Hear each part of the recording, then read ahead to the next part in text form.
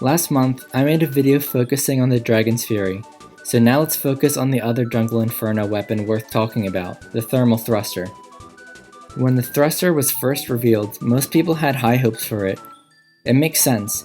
You'd think that the class that excels at close quarters combat getting a mobility tool would be a huge game changer.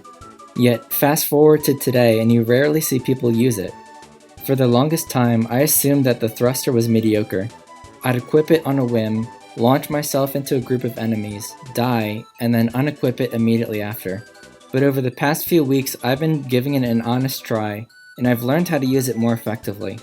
So to start, let's go over what makes the thermal thruster worth using in the first place. The thermal thruster is a mobility tool, and as such, its biggest strength is that it lets the pyro be more, mobile.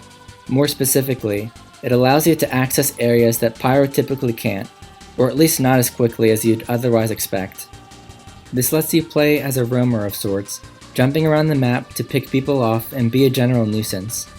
Defensively, it can be used as an escape tool, although not a great one due to its slow deploy speed, more on that later. One trick that you can do to aid in an escape is to fake people out by aiming one way on the initial jump of the thruster, then suddenly aiming the opposite way once you actually launch, throwing anyone who might want to snipe you out of the air off. Offensively, it can be used to bomb unsuspecting enemies, emphasis on unsuspecting.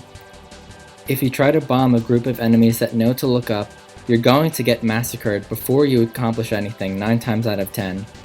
Now, with all that being said, bombing unsuspecting people with this thing is really fun.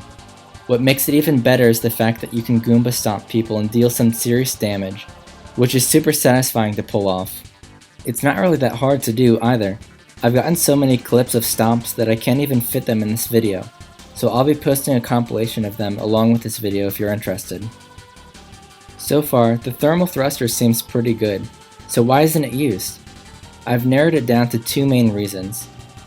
First, the aforementioned slow deploy and holster speed means you can't use it whenever you want, like with rocket jumping, so you need to ensure that it's a safe time to do so.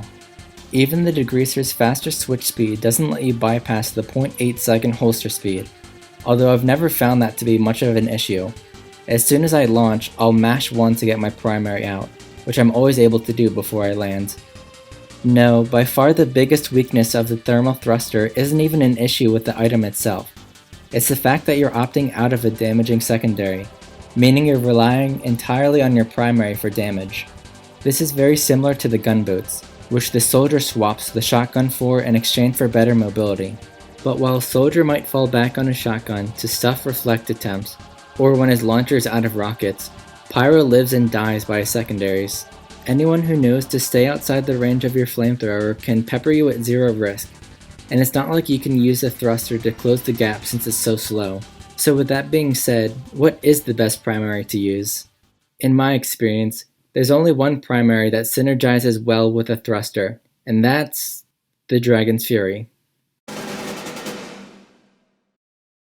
The Dragon's Fury and Thermal Thruster actually work really well together, which I guess isn't too surprising given they were released in the same update.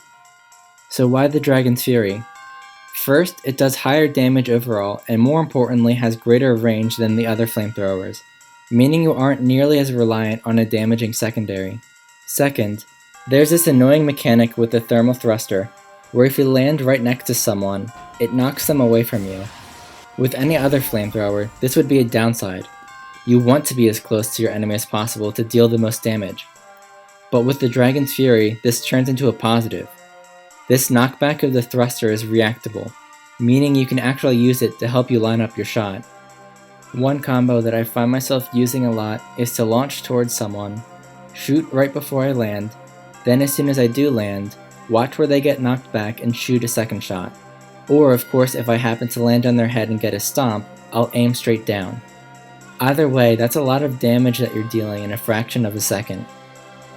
Lastly, the weaknesses of the Dragon's Fury, like the inability to deal with crowds and slower air blast, are somewhat negated due to the thruster enabling you to use a roamer playstyle, meaning you'll be more engaged in one-on-ones against other roamers rather than being on the front.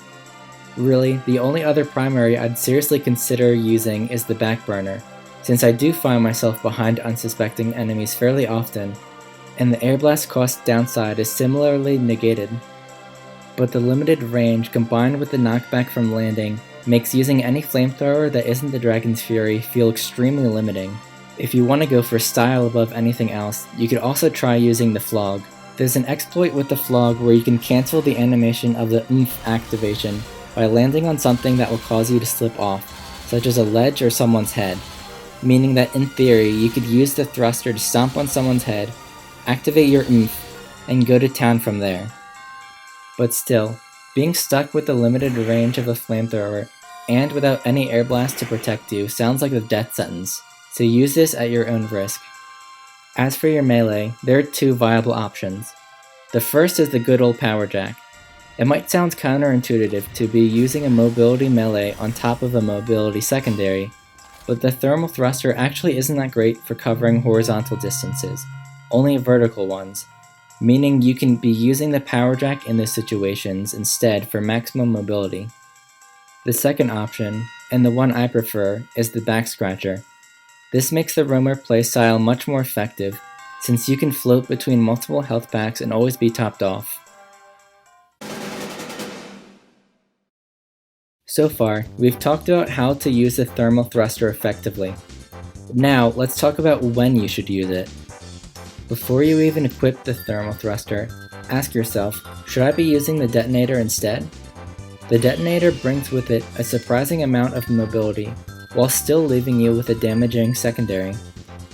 However, the jumps cause self-damage, and they don't reach nearly as high as the thermal thruster, so if you anticipate needing the extra height, or that you'll be wanting to do multiple jumps without losing all of your health, then stick with the thermal thruster. Now, your success with the thermal thruster will depend on a lot of factors. First is the game mode that you're playing on. I found 5CP and King of the Hill to be the best modes to play, since the maps here are typically much more open and teams will be more spread out, making it easier to roam around the map and pick individuals or even small groups off. Next is the map itself. You should be using the thermal thruster on maps that have areas that are hard to reach but highly contested. Lastly, the thermal thruster thrives in games where the enemy team is spread out and struggles when the enemy team is clumped together, so it's not going to be of much of use when pushing last versus 12 turtling engineers. It's because of all these variables that I'll find myself switching on and off of the thermal thruster throughout a game, which I think is a sign of a balanced side grade. So give the thruster a try sometime. It's not perfect, but it is a lot of fun to use.